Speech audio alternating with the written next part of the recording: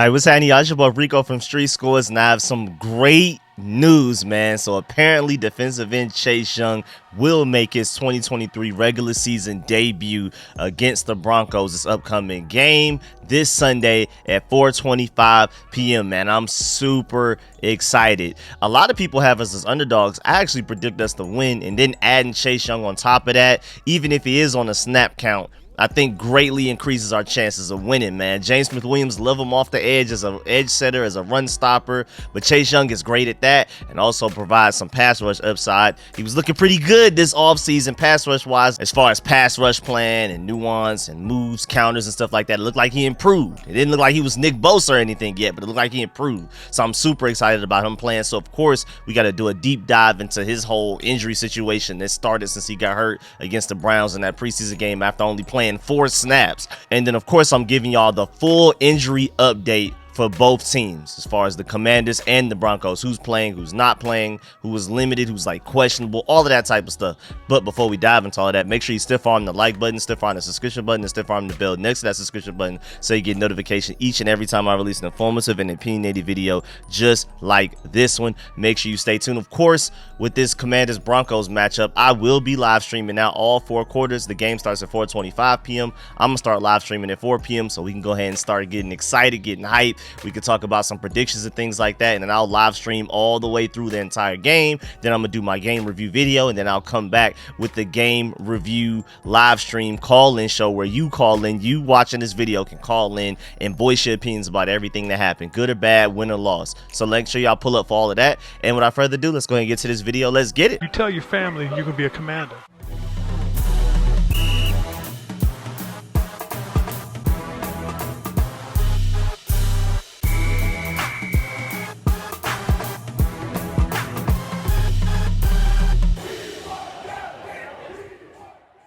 All right, so Ron Rivera came out after practice, literally just a few minutes ago from when I'm recording this, and told reporters that defensive end Chase Young will play Sunday against Denver. He will make his 2023 regular season debut.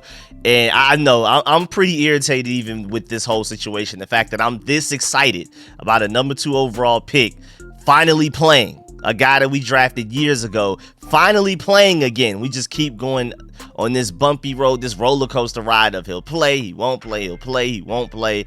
I'm just happy to have him back, because the fact that he's ahead of schedule sounds like he's like really ready to go. Like this is not being forced. They had a plan for him to start week 3 technically, and then now he's ready to play week 2. Like he's fully ready to go. Practiced in full the past 2 days in practice, both Thursday and Friday. Like he's literally almost like 100% physically. So that makes me a little bit more optimistic that he'll actually go out there and be impactful. It's not like I will be a little bit more worried if they gave us week 3 and then he played week 3 or week 4, kind of like, yeah, we're not sure. No, the fact that he's ahead of schedule is like, okay, maybe this guy is ready. Now, on top of all of that, is he actually going to be useful? You know, that's another thing. How useful is he going to be, man? Is he going to actually go out there and produce? Is he going to get a sack or 2? Is he going to look how Montez Sweat looked? Well, again, I've been saying it all off season. Montez Sweat has been Mr. One Step Away, Mr. Get pressures but not get sacks, and that's because the secondary hasn't necessarily been great. Now that the secondary has improved and is forcing quarterbacks to hold on to the ball just a little bit more, that one step away is now turning into getting there, and I feel like Chase Young could also benefit from that. But also this offseason, and you even saw it sometimes in flashes last regular season when he came in. I mean, nobody bullies Trent Williams. Nobody does, but Chase Young had a really good snap against Trent Williams where he made him look like a little teenager out there. And then again, you saw a little bit of flashes this offseason in practices, in that preseason game before he got hurt. Like literally the play he got hurt, he had a beautiful pass rush rep against their starting tackle, and then just ended up with a stinger, a neck injury during that play, trying to wrap up. Deshaun Watson wasn't able to do it. Maybe the stinger was the cause of that, but either way, it was a beautiful rep. Like it was not only just the natural athleticism and explosion that he has that made him the number 2 overall pick, arguably the most athletic edge rusher in the NFL. It's like between him and Myles Garrett. But you also saw some technique, which is the problem that a lot of us fans that Chase Young has had this whole time. Like, it's never been potential, it's never been athleticism, it's never been strength, speed. It's always been technique, nuance, counters, pass rush moves, pass rush plans, multiple moves to go to depending on the situation. Throughout a game, using one move, the tackle gets used to that move, go to another move to catch him off guard as like a chess match type of thing. Those are the things he's been missing, and he's shown flashes of that this offseason in practices and things like that. And again, in that move that he had against the Browns with the play he got hurt. So I can promise you Chase Young is healthy from everything it sounds, but I can't necessarily promise you that he's going to go out there and ball out. But he better. This is the last year of his contract. Him and Montez Sweat are basically fighting for the same contract. Montez Sweat balled out so well that the Commanders freed up $6 million worth of cap space to potentially maybe that's a move. Maybe we have some more moves in store to potentially go ahead and get that Montez Sweat contract package together. Maybe it was Cameron Curls. Maybe it's a free agent. Maybe they just wanted to free up cap space for absolutely no reason. But I don't know. Either way, Chase Young and Montez Sweat, it definitely looks like they're fighting for the same contract. I mean, to me, it looks like best case scenario at this point is you sign one long term and franchise tag the other. That's like best case scenario. I don't see us paying both guys long term. So Chase Young, man, it's time to put up and shut up, man. Let's go. I'm one of those people that's definitely rooting for him. I know a lot of fans have given up on him. I see it all of the time. I haven't given up on him. I got to see it to believe it. I'm not giving up on him until he's off the team. And I think he has a great chance to ball this year again because of the improved secondary, the defensive line. Remember, a lot of the problems that Chase Young was dealing with, even when healthy, that was back when we still had Sam Mills III as our defensive lines coach, and everybody on the defensive line was struggling. That was before Deron Payne could even get a double-digit sack season. That was before Jonathan Allen was barely even scratching the Pro Bowl. That was Sam Mills III since basically the last time we saw Chase Young fully healthy for at least a good portion of a season. Now the defensive line coach, Jeff Zgonina, has everybody playing better. Warren Sapp has been coming to practice to help coach him up as well. Ryan Kerrigan's doing this thing as an assistant defensive lines coach. Remember, Chase Young balled out his rookie season when Ryan Kerrigan was on the team as a player. Then Ryan Kerrigan left. Then he came back as an assistant defensive lines coach. And since then, Chase Young's basically been hurt most of the time. So now I'm interested in seeing like if Ryan Kerrigan is the key to unlocking Chase Young. I mean, there's a lot of factors. And again, like I already said, the secondary being improved is going to buy the defensive line an extra second or two to potentially get to the quarterback to help him potentially reach double-digit sacks even after missing the first game of the season. So, hey, man, I have big expectations for this guy. A lot of it's hope, but a lot of it's also you're the second overall pick. It's just time to go out there and ball out. Plain and simple, man. I'm not one of those people that's giving up on you.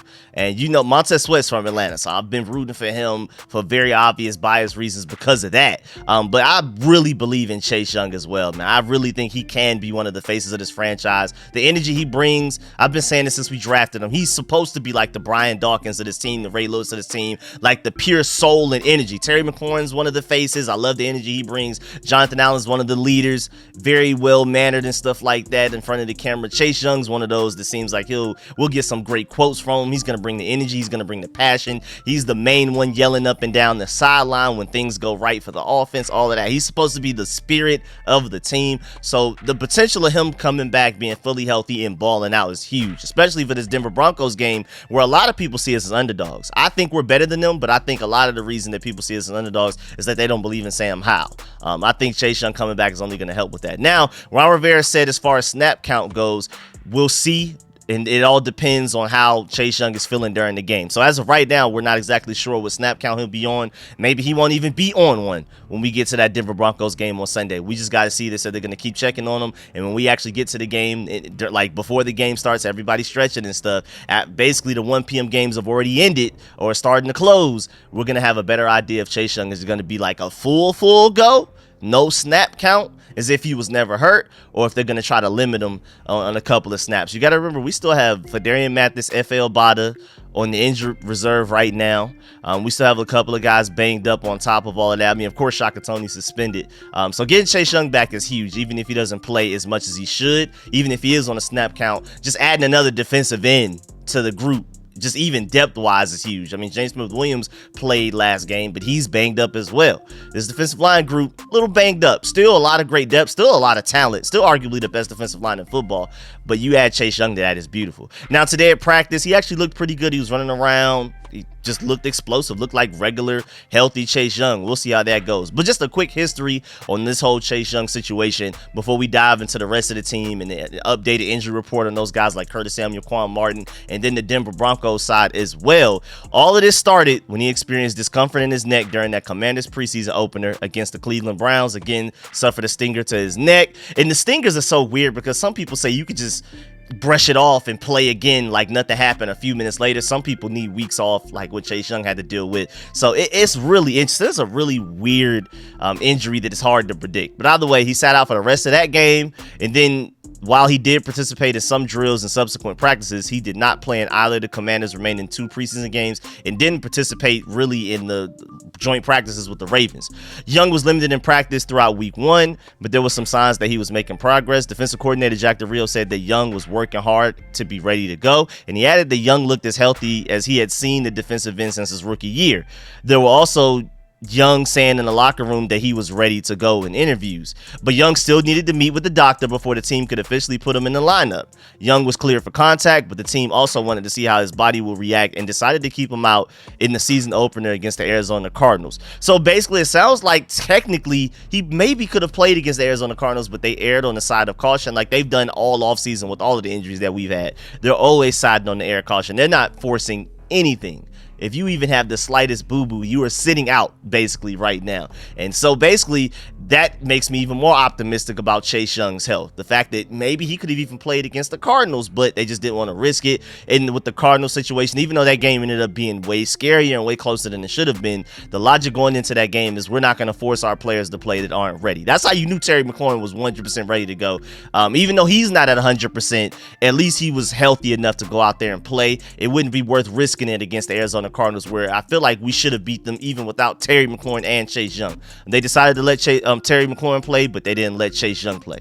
But either way, man, I'm super excited about seeing Chase Young play, man. Again, I know a lot of y'all are tired of this roller coaster ride. I know a lot of y'all have given up on him, but I haven't. I'm super excited. Chase Young also was interviewed after practice. Literally, as I'm recording this, he's being interviewed.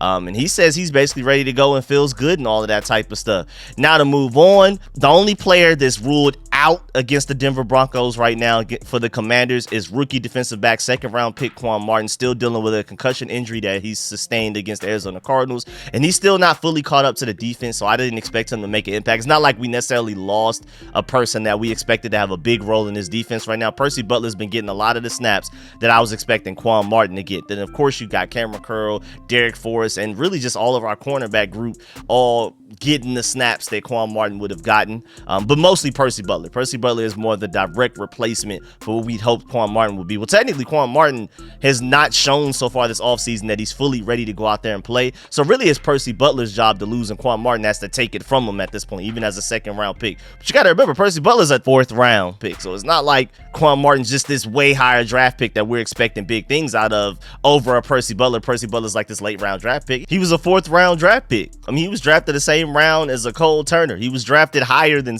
Sam Howell. So I'm expecting big things out of Percy Butler. He's looked pretty good so far, even just with that one game sample size that we have from the Arizona Cardinals this year, then based off of how he's ascended so far this offseason, like preseason training camp and stuff like that. I'm expecting big things out of Percy Butler, man. I'm really excited about his future. Again, Quan Martin's gonna have to come back and earn those snaps, basically. Even when he's fully healthy, even after he learns the defense, you're gonna have to take it away from Percy Butler, because he looks like he's going to be a pretty good player for us, man. I'm really excited about the speed of this secondary, and again, the improvement of this secondary is going to be huge for this defensive line to get the numbers that they want to get as far as sacks, pressures, all of that type of stuff. Up until the point that this secondary was good, we always had to lean towards like pass rush win rate and things like that. We had to look at advanced statistics. Now with an improved secondary, now even casual fans can just look and see Montez Sweat double-digit sacks, Jonathan Allen double-digit sacks, all of those guys double-digit sacks. So I'm super excited about that. And then also with Percy Butler, I'm seeing